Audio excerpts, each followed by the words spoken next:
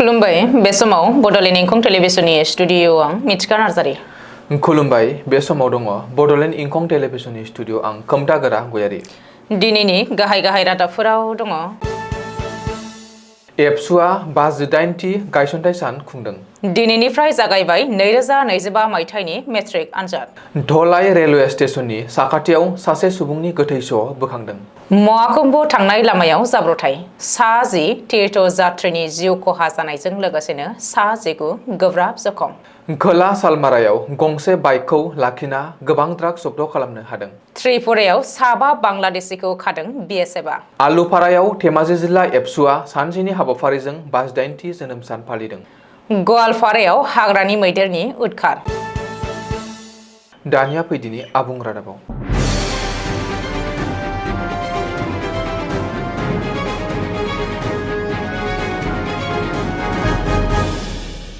दिनै दुलाराय बर' फरायसा आफाद सुंद'यै एबसुनि 58थि गायसनथाइ सान। क'क्राझाराव दिनै मिरुआरियै एबसुनि 58थि गायसनथाइ सान खुंदों। 1967 मायथाइनि 15 फेब्रुआरि एबा दिनैनि सानावनो बानेश्वर बसुमतारीखौ आफादगिरि आरो खनकेश्वर नार्जारिखौ गाहाय नेहाथारि लानानै दुलाराय बर' फरायसा आफाद सुंद'यै एबसुखौ जोनोम होनाय जादोंमोन। बे आफादा दिनै फैयै 58 बोसोराव आगान होफैबाय।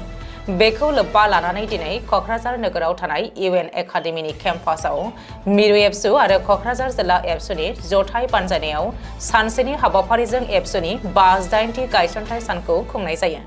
दिनै फुङावनो एबसुनि गागि आफादगिरि दिपेन बर'आ आफादनि फिरफिला बिरहोनानै हाबाफारिखौ जागायो। बेनि उनाव मुंख्लंफोरखौ गोसोखांनाय आरो बिबार बावनाय हाबाफारि जायो। जोबनायाव एबसुनि 58थि गायसनथाइ सानखौ लोब्बा लानानै मोनसे गेवलां मेल खुंनाय जायो। बे गेवलां मेलाव बर' थुनलाइ आफादनि आफादगिरि डक्टर सुरत नार्जारिया गाहाय आलासि महरै बाहागो लायो आरो बे मेलावनो थांखिजानाय बुंथिगिरि आलासि महरै समुद्र गुप्त काश्यपआ बाहागो लायो। मख'नो गोनांदि मेरु एबसुनि बिथोन बायदियै रायजोनि गुबुन गुबुन जिल्ला आफाद, दखरा आफाद आरो इउनिट आफादफोराबो गावबा गावनि खोलोबाव दिनै एबसुनि 58थि गायसनथाइ सान फालिदों होननानै मिथिनो हायो। रायजोआव दिनैनिफ्राय जागायबाय 2025 मायथाइनि ओइचएसएलसि एबा मेट्रिक आनजाद। दिनै फुंनि 9 रिंगानिफ्राय इंराजि आयदाजों देग्लायनि मेट्रिक आनजादा जागायो। सुलुङाव फोरमायथिनाय बादिब्ला रायजो नाङै 944 आनजाद मिरुफोराव खुंदों मेट्रिक आनजाद। देग्लायनि मेट्रिक आनजादाव गासै 4,29,448 सा फरायसाफोरा बाहागो लादों। बेनिनो 1,90,653 साया फरायसुलाफोर आरो 2,38,795 साया फरायसुलिफोर। थांनाय बोसोरनि रुजुनायाव देग्लाय मेट्रिक आनजाद लिरग्रा फरायसाफोरनि बिबाङा 8,720 बांसिनदों। बेनि थाखाय सोलोंथाइ बिफाना मोन 31 आनजाद मिरुफोरखौबो बारायनानै होनो गोनां जादों। देग्लाय गिबि खेबनि थाखाय मोनब्रै आयदायाव OMR सिट दङ। मख'नो गोनांदि मेट्रिक आनजादखौ लोब्बा लाना दिनै फुङाव रायजोनि गासैबो आनजाद मिरुनि बायजोआव फरायसाफोरनि बिमा-बिफा आरो दिथागिरिफोरनि होंगो दोंगो नुनो मोननाय जादों। बिमा-बिफाफोरा गावसोरनि गथ'फोरनि जिउनि बयनिख्रुइबो गोनांसिन आनजादनि थाखाय थुलुंगा होनो थाखाय आनजाद मिरुफोराव फैदोंमोन। बेखौबो मख'नो गोनांदि मेट्रिक आनजादा सासे फरायसानि जिउनि मोनसे जोबोद गेदेर आरो गोनांथार आनजाद। जामुगुरि हाटनि धलाई रेल स्टेशननि साखाथियाव सासे सुबुंनि गोथै सह बोखांनो हादों। दिनै फुंनि 7 रिंगायाव धलाई स्टेशननि साखाथिनिफ्राय बोखांनो हादों सासे सिनायमोनि सुबुंनि गोथै सह। रेल लाइनआव गोग्लैनानै थानाय हालोदाव बोखांनो हायै सिनायमोनि सुबुंनि गोथै सहखौ। बबेखानि गोथै सहखौ नुजेनग्रोनाय सुबुङा फोरमायथिनाय बायदिब्ला रेल लाइनआव जिउ गोमानानै थानाय सुबुङा 40 बोसोरसो बैसोनि जागोन। रेल लाइनआव रेलजों दानजानानै थेर-बेथेर जानानै दङमोन सुबुंनि गोथै सहआ। बेनि उनाव जायगानि सुबुंफोरा पुलिसनो खौरां हरो आरो जायगानि पुलिसा जाथायसालियाव थांनानै रेलवे पुलिसनि मददआव गोथै सहखौ बोखांहोयो आरो पस्ट मर्टेम आनजादनि थाखाय दैथायहरो। बबेखानि बे खौरांखौ सुजुनाय समहालागै धलाई रेल स्टेशन साखाथियाव बोखांनो हानाय गोथै सहखौ सिनायथिनो हानाय जायाखैमोन। प्रयागराजआव सोलिगासिनो थानाय महाकुम्भ मेलायाव एबा प्रयागराजनि त्रिवेणी संगमाव दुगैनो थांग्रा लामायाव गिख्रंथाव जाब्रबथाय। बे जाब्रबथायाव सा 10 तीर्थयात्रीया जाथायसालियावनो जिउ गोमानायजों लोगोसेनो सा 19आ गोब्राब जखम जायो। प्रयागराज पुलिसनि रिपर्ट बादिब्ला थांनाय हराव प्रयागराज मिर्जापुर राजा लामायाव गंसे बास आरो बोलेरोनि गेजेराव मोगा-मोगि सौग्रावलायो। बे जाब्रबथायाव बोलेरोआव हान्थिनाय सा 10 तीर्थयात्रिया जाथायसालियावनो जिउ गोमायो। जाब्रबथायाव जिउ गोमानाय तीर्थयात्रिफोरखौ चंडीगढ़नि होननानै सिनायथि होनाय जादों। सुलुङाव फोरमायथिनाय बादिब्ला जिउ गोमानाय सुबुंफोरा त्रिवेणीयाव दुगैनो थांगासिनो दङमोन। गुबुन फारसे बास गारिनि हान्थियारिफोरा महकुम्बाव गोथार दुगैनानै वाराणसि फारसे फैफिनगासिनो दङमोन। मख'नो गोनांदि प्रयागराज मिर्जापुर राजालामानि मेजा ओनसोलाव गंसे बासआ बोलेरोजों सौग्रावदोंमोन। बोलेरोनि सुबुंफोरा छत्तीसगढ़नि घरबा जिल्लानिमोन। बिसोरो गंगा जमुना आरो सरस्वती दैमानि गोरोबथिलियाव दुगैनो थांगासिनो दङमोन। ड्राग्स फालांगि खालामनायनि बेरेखायै खोला सालमारानि सनाफारा ओनसोलाव फकीरगंज पुलिसा गोख्रोङै सिग्रोमनाय जादों।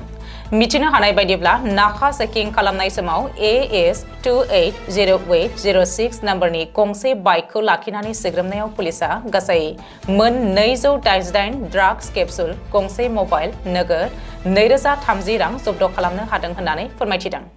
बेनि अनगायैबो बिसोरनि बाजाज डिस्कभार बाइकखौ पुलिसा सिज खालामो। बे जाथायाव सोमोन्दो गोनां दुथांफोरनि सोमोन्दै रोखायै मिथिनो थाखाय दासान्दि पुलिसा गोख्रोङै सन्धाननो लाबाय।